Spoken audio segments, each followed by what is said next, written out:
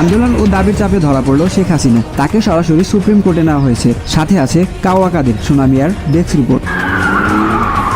আদালতের কাজ শুরু করা হোক। মাইলান, ইনি আমার মক্কেল। একটু আপনার নামটা বলেন তো। আমি বলুম না, আমার শোরুম করে। আমি তো বঙ্গবন্ধু শেখ মুজিবের মেয়ে।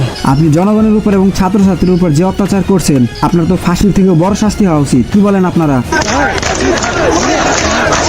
মহামান্য আদালত এই বুড়াবুটির হুকুমে পুলিশ ও আর্মি পর্যন্ত সবাই ছাত্রছাত্রী ও সাধারণ জনগণকে হত্যা করেছে। পানি লাগবে পানি, তাকেও মেরে ফেলেছে।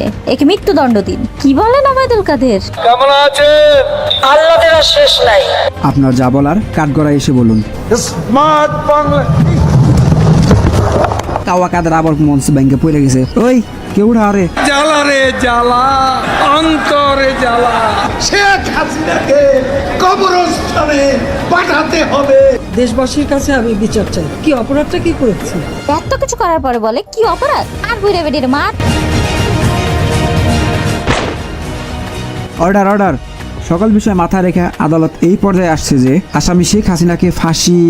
एक्सक्यूज मी जज साहब, हसीना हमारा बीबी है, आपका साहस केमने होता है? সরি স্যার, ইনি যে আপনার গার্লফ্রেন্ড আমি জানতাম না। তো এখন কি করবেন? हम हमारा बीबी हसीना के विदेश নিয়ে চলা जाएगा।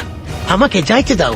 তাহলে কি হাসিনার আর বিচার হবে না? সে কি এত নিরীহ লোক হত্যা করে আরামে থাকবে? এটা তো আমরা মানতে পারি না। আমার অনুরোধ, সবাই এর প্রতিবাদ করুন। আসসালামু আলাইকুম।